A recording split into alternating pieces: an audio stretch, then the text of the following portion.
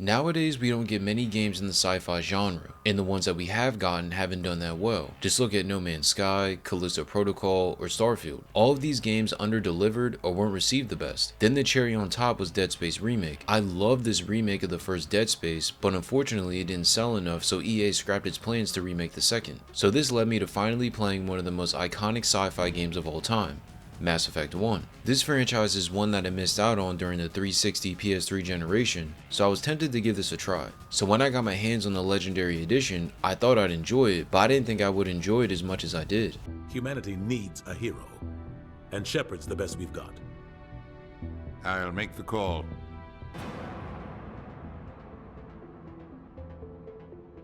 Without a shadow of a doubt, this is where Mass Effect 1 really shines. Even in 2024, the gameplay still holds up. And the crazy thing is that it doesn't matter what you're doing. You could be walking around the ship, driving on a planet, or in an actual gunfight, but it's all addicting. Yeah, it can be a bit much to get used to when starting the game, but man, when it clicks, it clicks. Just from the beginning when I saw the character customization, I knew this game was going to be fun. For my playthrough, I decided to make a character that looked completely different than myself in real life. To my surprise, the character creation was a lot more in depth than I thought it would be. I thought it'd be your simple face, hair, eyes, but it was a lot more. Then you can add on other information like military specialization and psychological profile. Once you have your character created, it's time to dive in. As I already mentioned, this game throws a lot at you in the beginning, but once you understand how everything works, you'll see how much fun this game is. What boggles my mind is how well everything sort of meshes together. With an RPG, usually there's some aspects of the game that may be forgettable, but I don't think that's the case with this title.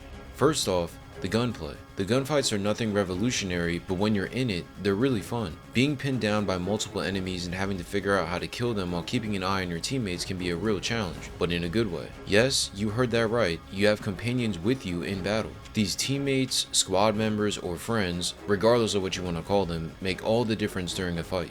They have their own weapons, and if you level them up right, they can turn the tide in any battle. For reference, you have the ability to upgrade different aspects of your character. These can be related to your health, certain weapons, or different powers. Upgrading the right combination of these stats can make your partners absolutely deadly. An example could be the sniper rifle with Garrus. If you apply the talent points, which are essentially upgrades, to a sniper rifle ability, he can shred enemies with just a few bullets. Take this and apply it to other characters and you'll have an unstoppable squad to take with you on every mission. In regards to your character in particular, I found that it's better to level up whatever you're specialized in during the character creation. So because I chose Vanguard, which gave a boost to shotguns, I made sure to level up my shotgun skill as much as possible. Simple stuff. When you constantly keep upgrading you and your squad members' stats, along with acquiring new weapons, you'll be itching to enter the next fight. An underrated aspect of this gunplay that I loved is how you don't have to worry about ammo conservation. Each gun runs on a system that will eventually overheat after too many shots. This seems like an outdated mechanic, but it's really nice because that's one less thing you need to focus on during each battle. In regards to the weapons themselves, I liked how they're all the same, but different. The main rotations of weapons include assault rifles, shotguns, sniper rifles, and pistols. Where they differ is in their individual stats. Some do higher damage, while others have different stats that may interest you as well. Regardless of what gun you decide to equip to any of the characters, it's cool to constantly find new weapons and compare them to what you already have. This is simple RPG stuff, but I thought it was done really well here. It's vital to constantly upgrade not only your stats but weapons too, as when playing on the harder difficulties, you're going to need the extra firepower. The enemies do a lot of damage and can swarm you in waves, so not upgrading may prove costly. But this leads me to my first and biggest critique of the gameplay, and it's the lack of explanations. For some reason, a lot of what you need to know isn't explained in the actual gameplay, and if it is, it's not done well. All of the gunplay information I just went over is not told to you in the way that you think it would be. Most of it you have to figure out on your own and just piece it together. A perfect example of this is the map. Figuring out where to go in Mass Effect can be tricky when you first start out. The map is easy to navigate once you understand it, but the game doesn't help you much in that area at all. Like when walking in between each place, it doesn't tell you that you can ping locations and that there's different areas that will take you to other areas. All of it you have to discover, which could be really annoying if you're an impatient player. And this goes beyond the travel system to just the gameplay overall. The game doesn't tell you enough information, you're just forced to try stuff. On one hand, you might understand why I call this a critique, but on the other, you might see this as a good thing. Back before the PS4 gen, gaming was different. There was less hand-holding, and games didn't always tell you what to do and where to go. So most of the time, you had to discover everything on your own. In my opinion, it all depends on what type of gamer you are in regards to how you feel about the information and the tutorials that are relayed. This issue isn't detrimental, but it's one that you'll definitely encounter in at least some area of the game.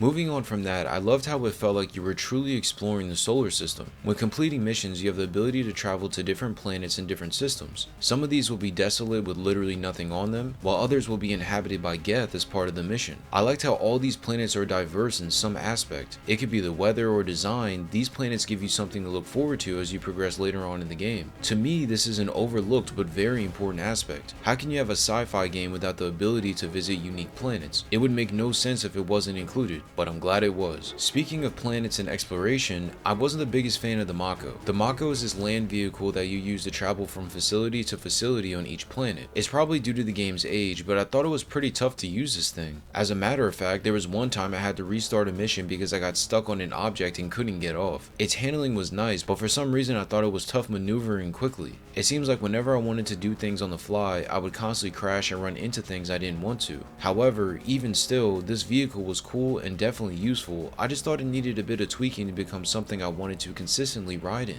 Now, since this is an RPG, there's plenty of opportunities to dive into that aspect outside the combat. This game did an outstanding job of incorporating character relationships into the overall flow of the game. And I don't mean just normal NPC to character interactions, I mean actual intimate relationships. You can choose different characters to romance regardless of gender or race. So if you want to be in a relationship with a non-human, you can do that. For my playthrough, I didn't discover this until late into the game, as the game doesn't tell you this, so I didn't create a relationship. But if you plan on playing this game, then I highly advise you to do so in your own playthrough. But what's most important are the dialogue and the choices. Mass Effect is a perfect example of letting a player dictate how the game will go. Similar to the other games where decision-based actions are at the core of the gameplay, this title incorporates that mechanic seamlessly. These choices creep up on you fast too, as one second you think you're talking about nonsense, and then the next moment you're deciding the fate of one of your team members. This is one of those games where you need to pay attention to the dialogue, because skipping over conversations can have dire consequences. But those consequences are exactly why I think this entire system works. Unlike other story games we've gotten where there isn't as much gameplay, this game is the complete opposite. There's a bunch of gameplay in between these conversations that add more to the story and bring more context into impactful situations. Honestly, I wouldn't blame you if you skipped some of the dialogue, because not every single little thing is important,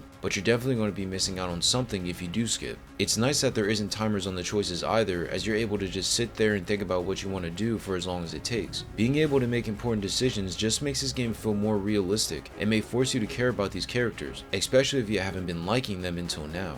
When it comes to the gameplay, Mass Effect combines elements from different games and coats it with a sci-fi setting to create an addicting yet memorable experience. If some things were explained a little bit better, then everything would be easier to understand, eliminating unnecessary backtracking or testing that may occur as a result. Nonetheless, when you start playing this game, it'll be hard to put it down.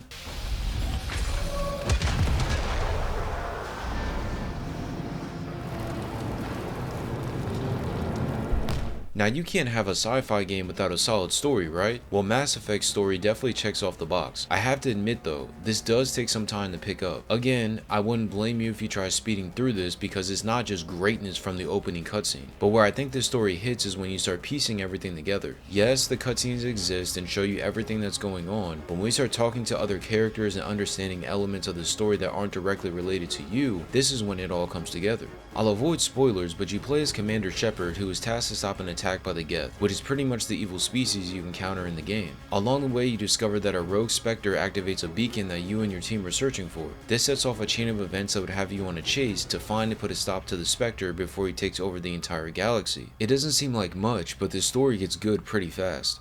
But it's not because there's constant jaw-dropping moments, but because of the things in between. So many times there were moments that had me like, yo, or had me sit up in my seat. There's definitely unexpected moments that would catch you off guard or take you by surprise. Some of these aren't always super important, but they're still noteworthy. However, when they happen, you're not going to forget. What I think makes this story so good is how it slowly weaves everything together. You've got the main issue with the rogue Spectre while adding in a bunch of other problems and lore on top of that. The best way to describe it is like having a stack of pancakes where you just add another on top of another on another. There's so much information to process, I found myself having to describe what was going on out loud to make sure I was understanding everything correctly. It really can get confusing. In regards to the story, I think where this game excels is how the writers created the story around the characters. characters. Like I mentioned earlier, this game is centered around decision making, but none of it works unless you've got a solid cast of characters to craft the story with. From Garrus to Liara, there's plenty of characters that you'll like or dislike. It could be for a variety of reasons, but the story does a great job of giving you a reason to attach to any one of these characters.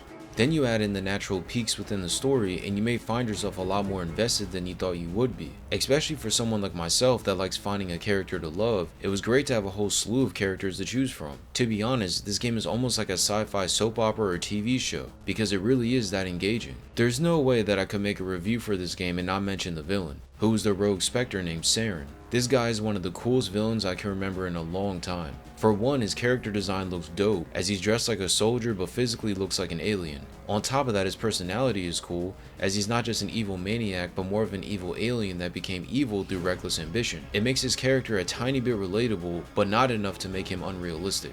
If there was someone I could compare him to, it would be Green Goblin. This man flies around on his glider and causes nothing but absolute chaos. So anytime I needed to remember his name, I just called him Goblin. Compared to other villains, I think this guy is definitely one of the more memorable ones. It's hard to put a finger on why he's so good, but he just has it.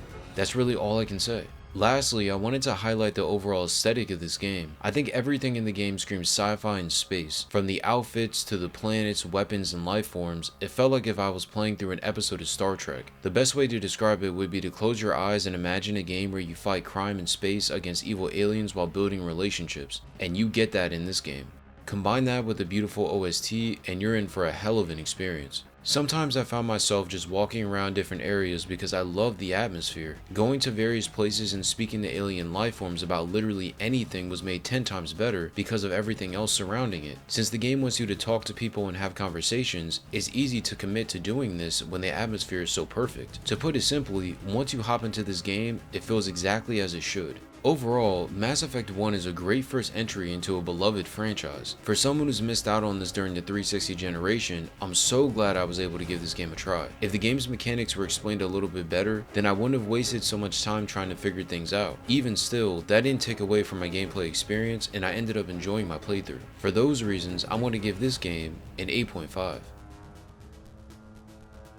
Mass Effect is the perfect example of when a game just works. Everything in this game meshes together perfectly to create one of the best sci-fi experiences in gaming history. If you're into this sort of genre, then there's no reason to not give this game a try. I'm looking forward to playing Mass Effect 2 and seeing how much better that game is, because I've been told that 2 is the best game in the series, so I can't wait to try it. What did you think about Mass Effect? Did you play this when it released, or did you play the Legendary Edition like myself? Let me know in the comment section below, and if you enjoyed this video, feel free to watch one of my other reviews right here.